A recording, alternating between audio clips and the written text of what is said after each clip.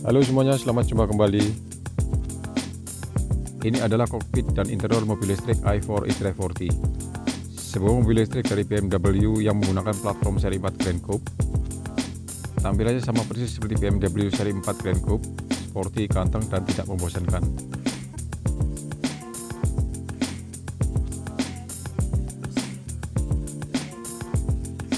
Grill depan mobil ini sudah tidak ada lubang-lubang, tetapi tertutup rapih dan di baliknya dipasang sensor-sensor untuk driving assistant seperti lane keeping dan kawan-kawannya, parking assistant, adaptive cruise control, kamera 360 dan reverse assistant. Ruang mesin tertutup rapih dan di dalamnya hanya berisi peralatan pendingin untuk baterai dan motor dan juga peralatan regenerative braking. Nanti saya jelaskan tentang regenerative braking. Mobil ini menggunakan adaptive LED headlights yang dilengkapi BMW laser light yang menyinari lebih terang dan lebih jauh, serta ada dua bilah DRL di setiap headlightnya. Brake depan menggunakan versi M Sport warna biru dengan 4 piston fixed caliper. Brake belakang juga versi M Sport warna biru dengan single piston floating caliper.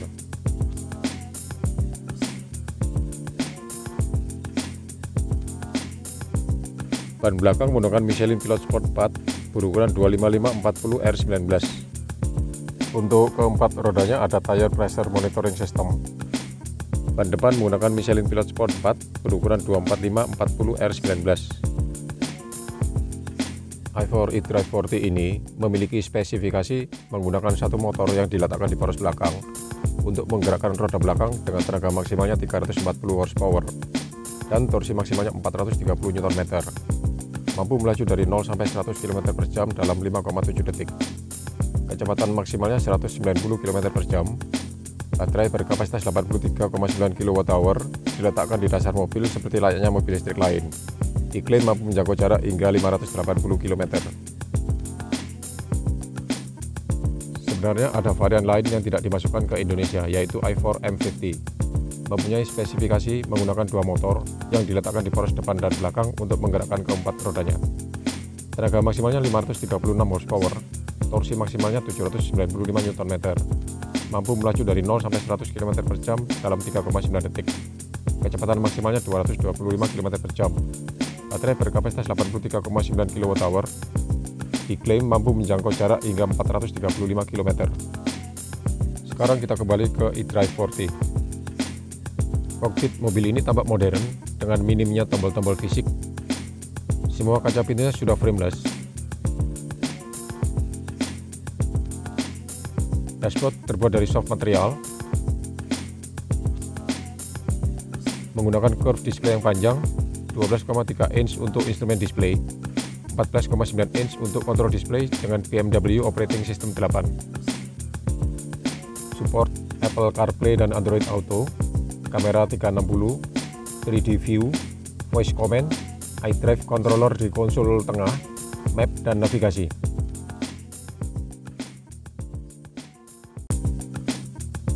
Dilengkapi fitur reversing assistant, mobil ini bisa mundur sendiri mengikuti jejaknya hingga 50 meter ke belakang.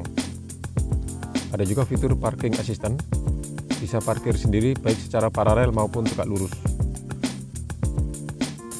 Mobil ini dilengkapi dengan fitur driving assistant, fitur untuk membantu driver yaitu adaptive cruise control, steering and lane control assistant, menjaga agar mobil tetap dalam jalur, lane change assistant, membantu pindah jalur secara aman, rear cross traffic warning and collision prevention, dan lain-lainnya saya tulis saja di kolom deskripsi.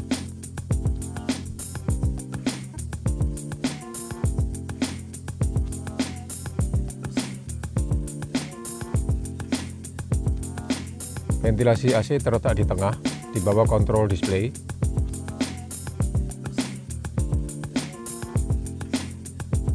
Di sini ada kompartemen dengan dua cup holder di dalamnya dan wireless charger di depannya.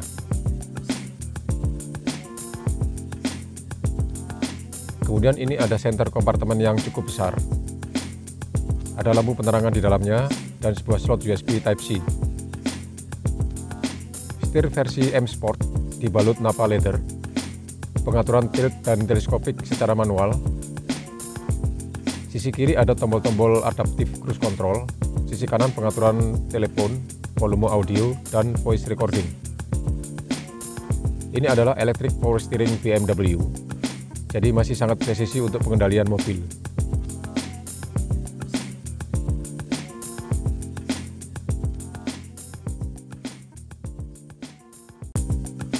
Mobil ini sudah dilengkapi dengan head-up display, mirror tengah dan mirror sisi driver auto dimming. Konektivitinya sudah menggunakan Bluetooth. Di bawah kisi AC ada tombol-tombol untuk on-off rear dan front defogger, hazard, dan pengaturan volume audio. Untuk pengaturan AC tidak menggunakan tombol fisik, tapi melalui touchscreen di kontrol display. Ini dirasakan kurang nyaman bagi sebagian orang. AC depan dual zone, climate control, dengan micro filter dan sirkulasi udara otomatis. AC belakang single zone dan climate control.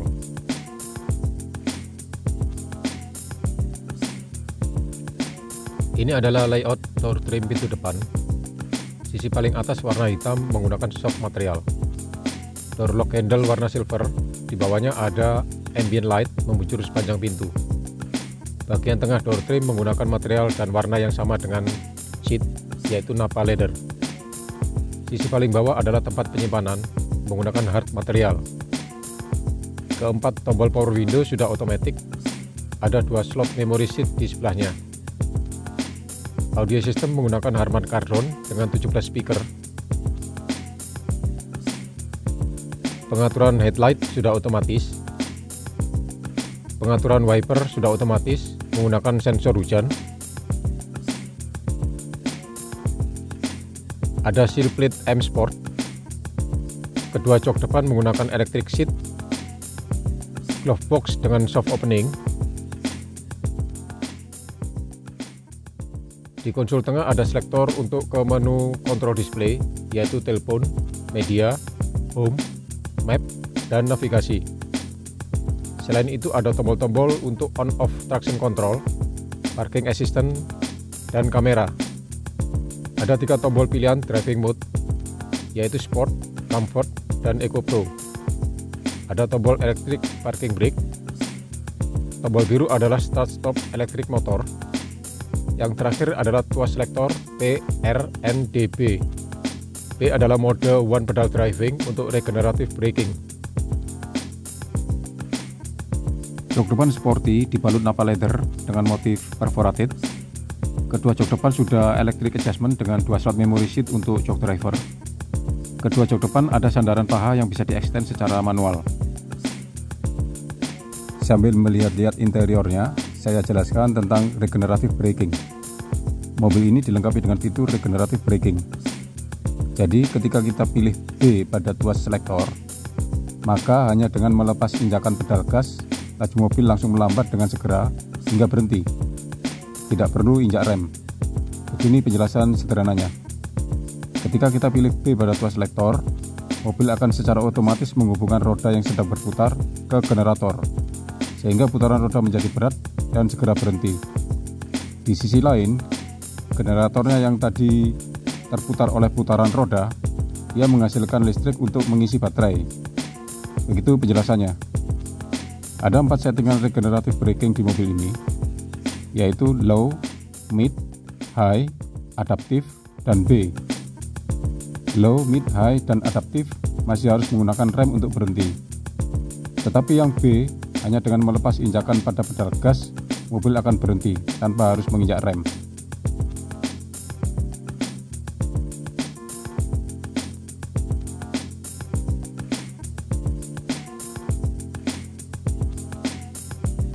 Bagi saya yang tingginya 170 cm, legroom cukup memadai. Depan adalah posisi mengemudi saya. Headroom juga cukup memadai. Cukup nyaman juga duduk di jok belakang. Ada armrest. Cukup lebar. Ada 2 cup holder.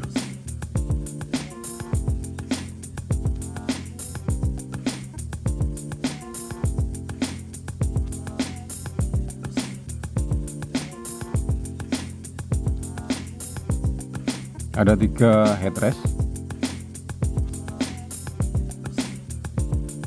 Kemudian ini adalah kontrol AC-nya, single zone, auto climate, ada 2 slot USB Type-C. Sayangnya ini masih ada tonjolan di lantai tengah karena memang ini menggunakan chassis seri 4 Grand Coupe yang bensin. Jok sudah Isofix, support baby seat.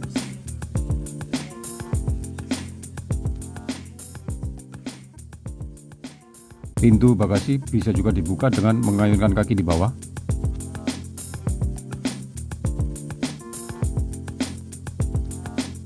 Volume bagasi 470 liter.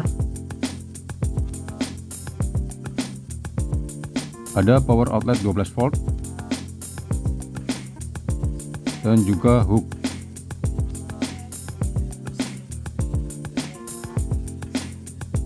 Pintu bagasi menyatu dengan kaca belakang, sehingga ketika pintu bagasi dibuka, kaca belakang ikut terangkat dan ini memberikan akses yang luas ke dalam bagasi.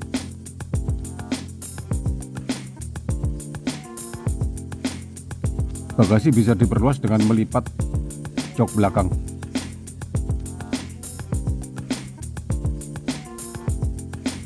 Jadi ketika jok belakang dilipat,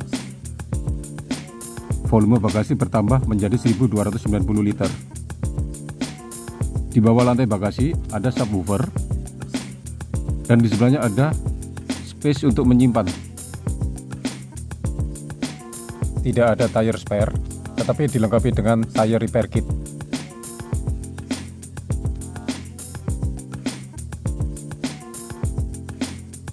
Tinggi rendah bukaan pintu bagasi bisa diatur dari kontrol display.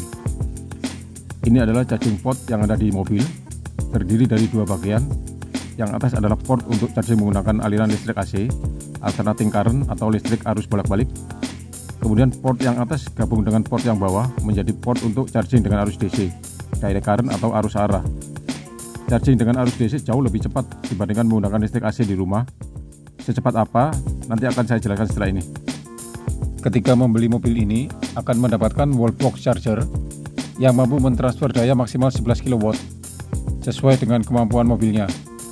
Selain itu akan juga mendapatkan portable charger yang bisa dicolok di mana-mana tanpa perlu wallbox charger dengan kemampuan mentransfer daya maksimal 2,4 kW.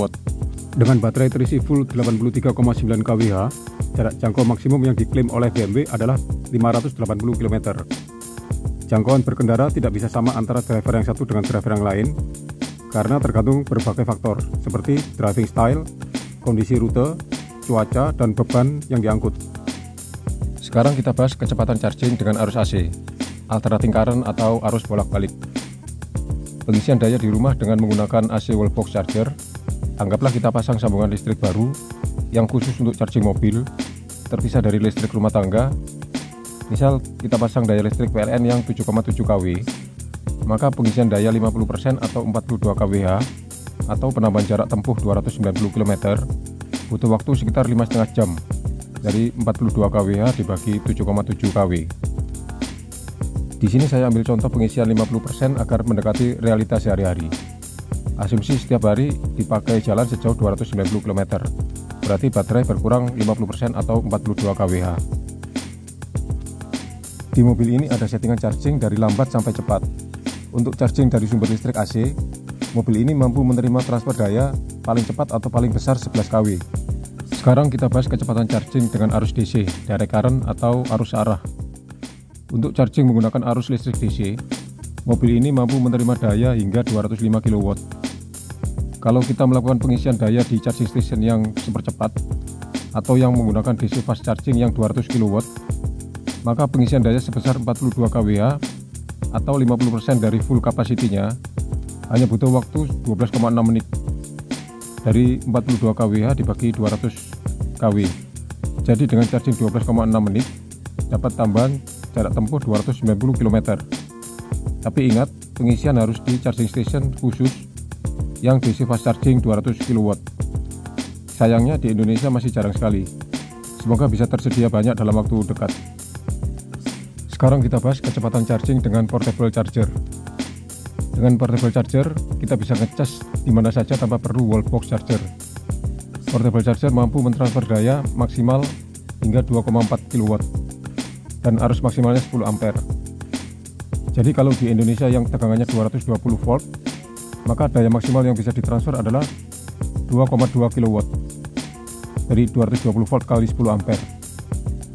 Untuk pengisian daya 50% atau 42 kWh atau untuk mendapatkan tambahan jarak tempuh 290 km dibutuhkan waktu 19,5 jam dari perhitungan 42 kWh dibagi 2,2 kW. Kalau kita menginap di suatu hotel yang tidak ada wall box chargernya, maka ngecas dengan menggunakan portable charger ini misal di malam hari selama 8 jam akan mendapatkan tambahan daya 17,6 kWh dari 8 jam kali 2,2 kW atau tambahan jarak tempuh 121,7 km. Ini lebih dari cukup untuk sehari driving dalam kota. Untuk passive safety, mobil ini dilengkapi dengan dynamic stability control, cornering brake control, dan sejumlah kontrol lainnya akan saya tulis saja. Kemudian tentunya sejumlah airbag di sekeliling mobil ini.